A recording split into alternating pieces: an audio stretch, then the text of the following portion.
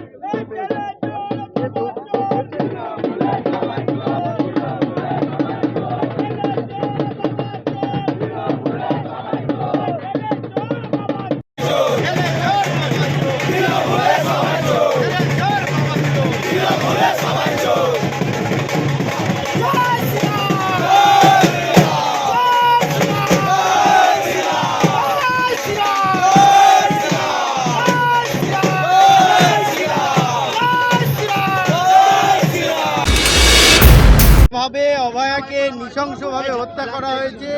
তার মদতদাতা নির্মল ঘোষ এবং আরও 2 জন সাগরেদ আছে। সেই সাগরেদদের অ্যারেস্ট না করা পর্যন্ত প্রশাসন ঘুমাবে না। নির্মল ঘোষ ধরা পড়েছে, আরও 2টো চোর ধরা পড়বে।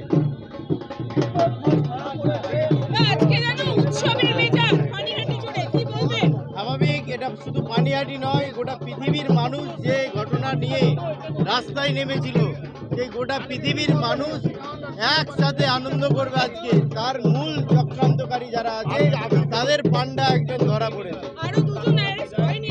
হয়ে যাবে, একদম নিশ্চিন্তে থাকুন। মাননীয় মুখ্যমন্ত্রী বলেছেন যারা অন্যায় করেছে তারা পার পাবে না।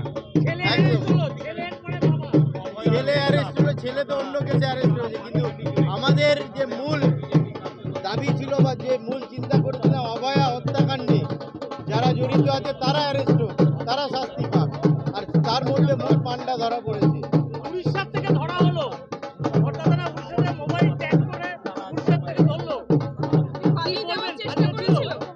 স্বাভাবিক, উড়িষ্যাতে ধরা পড়া মানে পালিয়ে যাওয়ারই চেষ্টা। পালিয়ে বাঁচার চেষ্টা করছিলেন, কিন্তু বাঁচতে পারেননি। এই প্রশাসন ওনাকে বাঁচতে দেয়নি। আরও যে পরিস্থিতি, দৃষ্টান্তমূলক শাস্তি যাতে ওনার হয় সেটা আমরা চাইছি। যেভাবে নৃশংসভাবে আমাদের বোনটিকে হত্যা করা হয়েছিল, তার উনি একজন সাগরেদ, তার দৃষ্টান্তমূলক শাস্তি চাই। পানিহাটির মানুষের জন্য অত্যন্ত খুশির দিন আজকে। পানিহাটির আপদ কুখ্যাত ক্রিমিনাল নির্মল ঘোষ যে প্রাক্তন বিধায়ক ছিল, তার 30 বছরের রাজত্বের আজকে পতন ঘটেছে। অভয়ার অভিশাপ তো আছেই, তাছাড়া পানিহাটির মানুষের সাথে বছরের পর বছর যেভাবে প্রতারণা করে গেছে, পানিহাটির উন্নয়ন না করে শুধু নিজের স্বার্থের উন্নয়ন যে করার কথা ভেবে গেছিল, তাকে আজকে উড়িষ্যা থেকে পুলিশ গ্রেপ্তার করেছে। এটা সরকারের পালা বদলের পরে তাদের থেকে মুক্তি তো মানুষ পেয়েছিলই, কিন্তু সত্যিকারের মুক্তি যদি এই পরিবারের থেকে তথাকথিত যে বড় বাড়ি বলা হতো এতদিন, তাদের থেকে মুক্তি কিন্তু আজকের দিনে পানিহাটি পেল। এর থেকে খুশির দিন আর হতে পারে না। আর কোনো বড় বাড়িতে নেই, সেটা চুনোপুটি ছোট বাড়ি হয়ে গেছে। সেই বাড়িতে থাকার মানুষ নেই আজকের দিনে।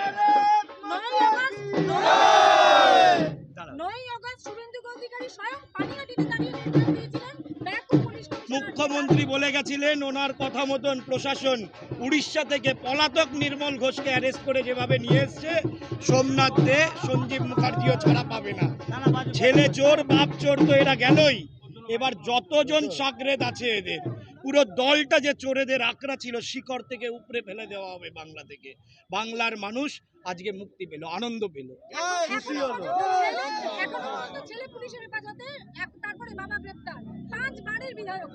পুরো পরিবারটা জেলে থাকা উচিত। শুধু বাবা ছেলে নয়, পরিবারের বাকি যতগুলো সদস্য আছে যাদের মদতে, মানে চোর যেরকম চুরি করলে সে অপরাধী হয়, চুরিটা জেনে যারা চুপ করে থাকে তারাও সমানভাবে অপরাধী। পুরো পরিবারটাকে জেলে রাখা উচিত, তাদের জায়গা অন্য কিছু হতে পারে না। আমাদের বিজেপি কর্মীদের ওপরে 2021 সালের পরে যেভাবে নির্মম অত্যাচার করেছিল, যার মানে যেই জীবন যুদ্ধ, মানে আমাদের জীবনকে আমরা রক্তচক্ষু উপেক্ষা করে যেভাবে আমরা রাজনীতিটা করেছিলাম, বিরোধী দল করেছিলাম আমাদের নেতৃত্বদের সাথে পেয়ে, তা কিন্তু সম্ভব ছিল না। মানে ওরা কোনোদিনই চায়নি যে আমরা এখানে রাজনীতি করি বা বিরোধী শক্তি এখানে শক্তি বৃদ্ধি করি, কিন্তু তাদের উপেক্ষা করে আমরা আজকে জয়লাভ করেছি। প্রশাসন আমাদের সাথে, এই চোরগুলোকে জেলে একের পর এক ঢোকাচ্ছে। পানিহাটির মানুষ অবশ্যই স্বস্তি পেয়েছে, এর থেকে খুশির খবর তো আর কিছু হতে পারে না। যে চোররা চুরকুটিরা এলাকায় এখনো মাথা উঁচু করে চেষ্টা করছিল 4 তারিখের পর থেকে আমাদের নেতৃত্বের সাথে আমাদের সাথে দেখা করে ফটো তুলে বিজেপি হওয়ার চেষ্টা করছিল, তারা কিন্তু আজকে সপাটে চড় খেল। গ্রেপ্তার তো হবেনি, কারণ 9ই আগস্ট যেদিনকে অভয়ার এই ঘটনা ঘটে, আমি নিজে এই ঘটনার সাক্ষী এবং আমি এটা পুলিশকে বলেওছি যে এই বিষয়ে আমারও যদি সাক্ষ্য প্রমাণ লাগে নিশ্চয়ই দেব। সেদিনকে নির্মল ঘোষের তৎপরতা আমরা দেখেছি। অভয়ার মৃতদেহ ওই আরজিকর হাসপাতাল থেকে বার করে নিয়ে গিয়ে বাড়ির লোকজনকে পারলে তাদের অ্যাবসেন্সে জ্বালিয়ে দেয়, এরকম একটা ব্যাপার। আমি এই কথা বারংবার বলেছি, নির্মল ঘোষকে সেই দিন ওই শ্মশানে ওকে বিধায়ক বলে মনে হচ্ছিল না, ওনাকে ডোম বলে মনে হচ্ছিল। খুব স্বনামধন্য একজন পরিচিত, খুব মানে কি বলবো তোমাকে, কর্মযোগী একজন ডোম, যে খুব নিপুণভাবে মৃতদেহ সৎকার করতে পারে। তো এগুলো করেছে, তারা ভেবেছিল অক্ষয় অমর তৃণমূল কংগ্রেস সারা জীবন থাকবে। হ্যাঁ, পৃথিবী শেষ হয়ে যেতে পারে কিন্তু তৃণমূল শেষ হবে না, নদীর বালি শেষ হয়ে যেতে পারে তৃণমূল শেষ হবে না, চন্দ্র সূর্য শেষ হয়ে যেতে পারে তৃণমূল শেষ হবে না। তাদের এটা বোঝার একটা অক্ষমতা ছিল যে সময় কারুর চিরকাল সময় নাহি যায়।